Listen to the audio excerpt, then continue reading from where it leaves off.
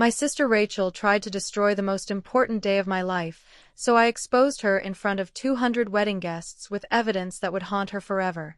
Let me paint you a picture of my relationship with my older sister Rachel. Growing up, she was always the golden child, the one who got straight A's, the one who played piano beautifully, the one who never caused any trouble. I was the messy one, the loud one, the one who brought home stray cats and accidentally broke things. Our parents, especially Mom, never let me forget which one of us was the good daughter. But somewhere around my junior year of high school, things started to shift. I found my confidence, joined the drama club, started dating, and suddenly I wasn't living in Rachel's shadow anymore. She was 2 years older, but somehow I was the one getting invited to parties, the one boys were asking out, the one teachers remembered fondly. Rachel didn't handle this transition well. It started small. She'd accidentally spill coffee on my favorite dress right before a date. She'd tell Mom I was planning to sneak out when I wasn't, getting me grounded for crimes I hadn't even committed. She'd spread rumors about me at school, claiming I was copying her homework or that I was sleeping around. Classic older sister jealousy, or so I thought. The real Rachel emerged when I got engaged to Michael 3 years ago. Michael was everything I'd ever wanted: kind, funny, successful, and completely devoted to me. He was a pediatric surgeon at Children's Hospital, the kind of man who saved lives for a living and still remembered to bring me flowers every Friday. Rachel had been dating the same guy, Brad, for 5 years, and he still hadn't proposed. The contrast was impossible to ignore. From the moment I showed her my engagement ring, a stunning 2-carat diamond that Michael had saved for months to buy, something shifted in Rachel's eyes. It wasn't just surprise or even disappointment, it was pure, burning envy. She forced a smile and hugged me, but I caught her examining the ring with the intensity of a jeweler appraising a fake. "It's beautiful," she said, her voice tight. "Michael has such interesting taste." The backhanded compliments became Rachel's signature. When I showed her pictures of potential wedding venues, she'd say things like, "Oh, that's nice. Very rustic. I'm sure it photographs better than it looks in person." When I tried on wedding dresses, she'd suggest I consider more forgiving cuts or dresses that would minimize certain areas. Michael noticed it too. After our engagement party, where Rachel had made several comments about how young we were to be getting married and how impulsive our relationship seemed, he pulled me aside. "Is your sister always like this?" he asked. "It's like she's trying to undermine your happiness." I defended her, like I always did. "She's just protective," I said. "She wants to make sure we're making the right decision." But as the wedding planning progressed, Rachel's behavior became increasingly erratic. She volunteered to help with everything: the flowers, the music, the guest list, the catering, and then would find reasons why every choice I made was wrong. She'd call vendors behind my back, claiming to be me, and cancel appointments. She'd spread rumors to family members about Michael being controlling or our relationship being rushed. The worst part was how she'd frame it all as concern. "I'm just looking out for you," she'd say whenever I confronted her. "Someone has to ask the hard questions." She'd cry and claim I was being mean to her, that I was changing, that success was going to my head. Our parents always took her side. 3 months before the wedding, Rachel convinced Mom and Dad to stage an intervention. They sat me down in our childhood living room and expressed their concerns about my relationship with Michael. They'd been fed a steady diet of Rachel's poison, that Michael was isolating me from my family, that he was pressuring me to move too fast, that I was making a mistake.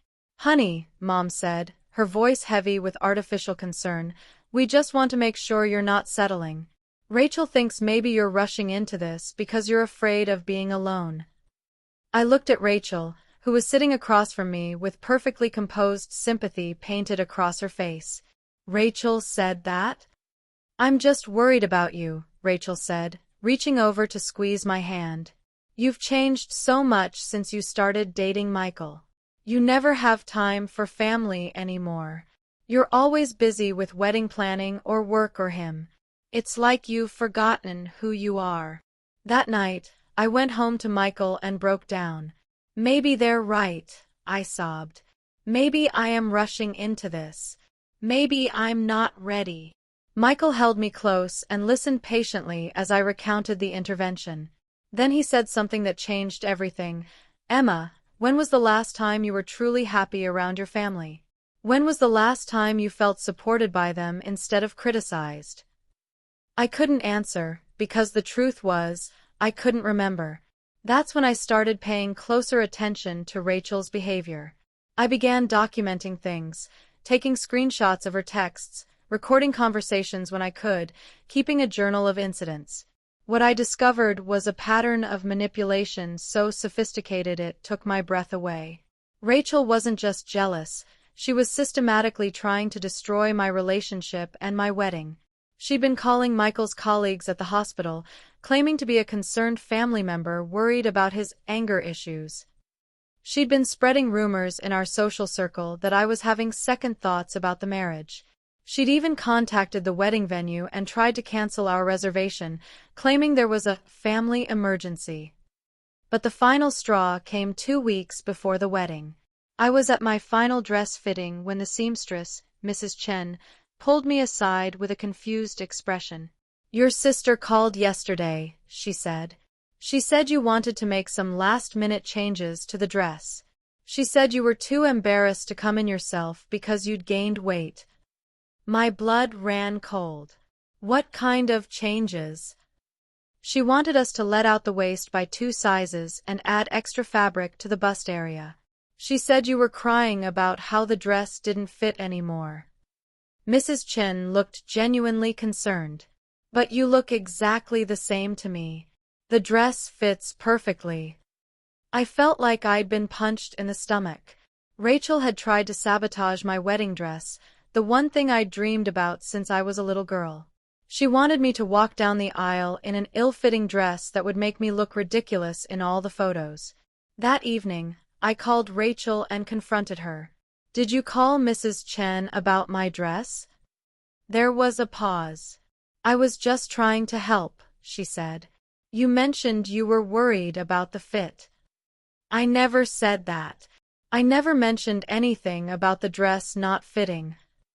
"You must have forgotten," she said, her voice taking on that familiar concerned tone. "You've been so stressed with wedding planning. Maybe you said it to Mom and she told me." I hung up and immediately called Mom. She had no idea what I was talking about. That night, I made a decision. I was done being Rachel's victim. I was done letting her manipulate and gaslight me. I was done protecting her from the consequences of her actions. It was time for the truth to come out, and I wanted it to happen in the most spectacular way possible. I spent the next 2 weeks preparing. I gathered all my evidence, screenshots, recordings, documentation of every incident. I contacted every vendor she'd called, every person she'd spread rumors to, every colleague of Michael's she'd contacted. I built a case so airtight that even Rachel's manipulative tears wouldn't be able to poke holes in it. The wedding day arrived, and it was perfect. The weather was ideal, the flowers were gorgeous, and Michael looked so handsome in his tuxedo that I almost started crying during our first look. Rachel was there, of course, playing the role of the devoted sister. She'd even given a beautiful maid of honor speech during the rehearsal dinner, talking about how proud she was of me and how happy she was to welcome Michael into the family. But I knew what was coming. Based on her pattern, Rachel would find a way to make herself the center of attention during the reception. She'd probably have some kind of emergency or breakdown that would require everyone's attention and sympathy. She'd done it at every major event in my life, my high school graduation, my college graduation, my engagement party. She always found a way to steal the spotlight. The ceremony was beautiful. Michael and I exchanged vows in front of 200 guests, including both our families, our friends, and colleagues. I felt like I was floating as we walked back down the aisle as husband and wife. For the first time in months, I felt pure, uncomplicated joy. The reception was in full swing when Rachel made her move. We just finished our first dance and were about to cut the cake when she suddenly grabbed the microphone from the DJ. "Excuse me, everyone," she said, her voice shaking with emotion. "I'm sorry to interrupt, but I need to say something." The room fell silent. Michael squeezed my hand, and I felt my heart rate spike. Here it came. "As Emma's sister," Rachel continued, "I've watched her grow up and become the amazing woman she is today. But I have to be honest with all of you, I'm worried about her." A murmur went through the crowd. I saw my parents exchange glances, and Michael's family looked confused. Rachel had tears streaming down her face now, the picture of concerned sisterly love. "Emma has been under so much pressure lately," she said. "The wedding planning, the stress of merging two lives, the pressure to be perfect. I've watched her struggle with anxiety and depression, and I'm scared that she's making this decision for the wrong reasons." The room was dead silent now. I could feel 200 pairs of eyes on me, waiting to see how I would respond. Michael stepped forward, but I put my hand on his arm. This was my moment. "Thank you, Rachel," I said, my voice carrying clearly across the room. "I'm so glad you brought this up, because there's something I need to share with everyone too." I walked over to the DJ booth and took the microphone from my sister. Her face went pale as she realized she'd lost control of the narrative. "Rachel is right about one thing," I said, looking out at the crowd. "I have been under a lot of stress lately, but not from wedding planning or anxiety about getting married. I've been stressed because my own sister has been systematically trying to sabotage my relationship and my wedding for the past year." The room erupted in shocked whispers. Rachel's mouth fell open. "Emma, what are you doing?" "I'm telling the truth," I said. "Something you've never been very good at." I pulled out my phone and connected it to the sound system. "I have recordings, screenshots, and witnesses that document exactly what you've been doing." I played the first recording, Rachel on the phone with Michael's colleague, claiming he had anger issues and asking if the hospital had received any complaints about his behavior. Her voice was crystal clear through the speakers. "That's not, I was just Rachel started, but I held up my hand. "There's more," I said. I played the recording of her trying to cancel our wedding venue, pretending to be me and claiming there was a family emergency. Then I showed screenshots of her texting my bridesmaids, claiming I was having second thoughts and asking them to talk me out of the wedding. With each piece of evidence, Rachel's face grew whiter. The room was completely silent except for the sound of her recorded voice, caught in lie after lie. "She called my dress fitting and tried to have them alter my wedding dress to make it look terrible," I continued. "She spread rumors that Michael was controlling and that I was making a mistake. She even convinced our parents to stage an intervention to try to break us up." I looked directly at Mom and Dad, who were sitting at the family table with their mouths agape. "Did you know that Rachel told Dr. Martinez at the hospital that Michael had been physically aggressive with me? That she filed a false report with hospital administration that could have cost him his job?" Michael's face went hard. This was news to him, and I could see the anger building in his eyes. "She's been playing the concerned sister role for months," I continued, "but really she's been trying to destroy my happiness because she can't stand that I'm succeeding where she's failed." I pulled up the final recording, the one that would end this once and for all. It was Rachel on the phone with her friend Jessica, recorded just 3 days before the wedding. "I can't let her have this perfect wedding," Rachel's voice said through the speakers. "She already gets everything handed to her. If I can't be happy, why should she be? I've been working on this for months. By the time I'm done, either she'll call off the wedding or Michael will leave her. Either way, Little Miss Perfect won't be so perfect anymore." The silence that followed was deafening. Rachel looked like she'd seen a ghost. Several people in the crowd were audibly gasping. "The sad part," I said, my voice steady despite the adrenaline coursing through my veins, "is that I would have been happy to share this day with you, Rachel. I would have been thrilled to have my sister's genuine support and love. But instead, you chose to try to destroy it." I handed the microphone back to the DJ and walked over to Rachel, who was standing frozen in place. "You're no longer welcome at my wedding," I said quietly, so only she could hear. "Security will escort you out." As if on cue, 2 security guards appeared at Rachel's sides. She looked around desperately, seeking support from our parents, from anyone, but the evidence was too overwhelming. Even Mom and Dad were looking at her with shock and disappointment. "Emma, please," she whispered.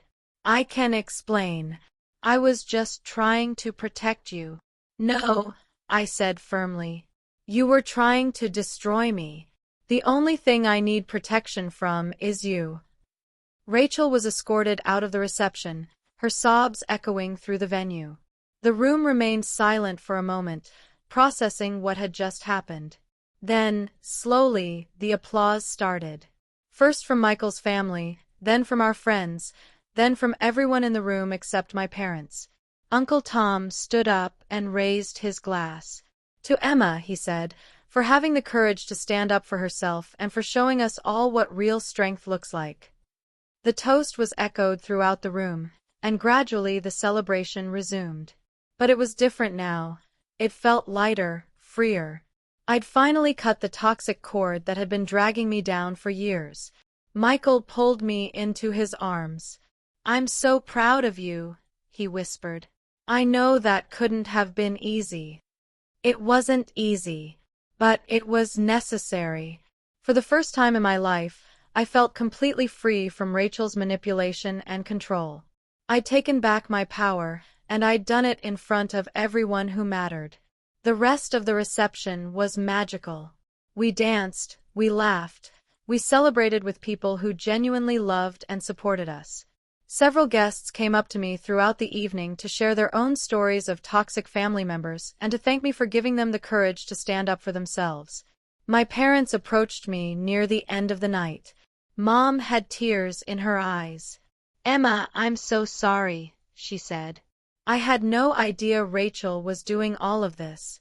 I thought she was just being protective." "She's been manipulating all of us for years," I said. "She's very good at it." Dad nodded grimly. "We should have listened to you more. We should have seen what was happening."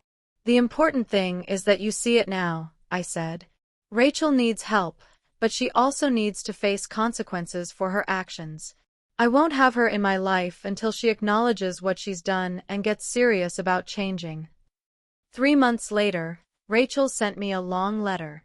It was full of apologies and explanations, but also excuses and justifications. She claimed she'd been depressed, that she'd been acting out of love and concern, that she'd never meant to hurt me. She begged me to forgive her and let her back into my life. I read the letter carefully, looking for any sign of genuine accountability or change. I didn't find it. Instead, I found the same manipulative language she'd been using for years, just packaged differently. I wrote back with one sentence: "When you're ready to take full responsibility for your actions without excuses or justifications, we can talk." I never heard from her again. Michael and I have been married for 6 months now, and our relationship is stronger than ever. We've built a life filled with genuine love, support, and happiness. We've surrounded ourselves with people who celebrate our success instead of trying to sabotage it. Sometimes people ask me if I regret exposing Rachel so publicly. The answer is no. She had spent years trying to destroy my happiness in the shadows. She deserved to have her actions brought into the light. She deserved to face the consequences of her choices. More importantly, I deserved to be free from her toxicity. I deserved to have my wedding day be about love and celebration, not manipulation and drama. By standing up for myself, I not only reclaimed my power but also set boundaries that protected my marriage and my future. The truth is, Rachel could have been my greatest ally. She could have been the sister who cheered me on, who supported my dreams, who celebrated my victories. Instead, she chose to be my greatest enemy. That was her choice, and she has to live with the consequences. As for me, I'm living my best life with a man who loves me unconditionally, surrounded by people who genuinely want to see me happy. And that's the best revenge of all. Sometimes the people who are supposed to love us the most are the ones who hurt us the deepest. But we don't have to accept that treatment. We don't have to protect toxic people from the consequences of their actions. We have the power to choose who deserves a place in our lives, and sometimes the most loving thing we can do is to remove someone who consistently chooses to hurt us. Rachel made her choice, and I made mine. Thrilled by this epic tale of a bride exposing her sister's betrayal at her wedding? Subscribe to Family Stories Daily for more jaw-dropping stories, and share your own family drama in the comments below.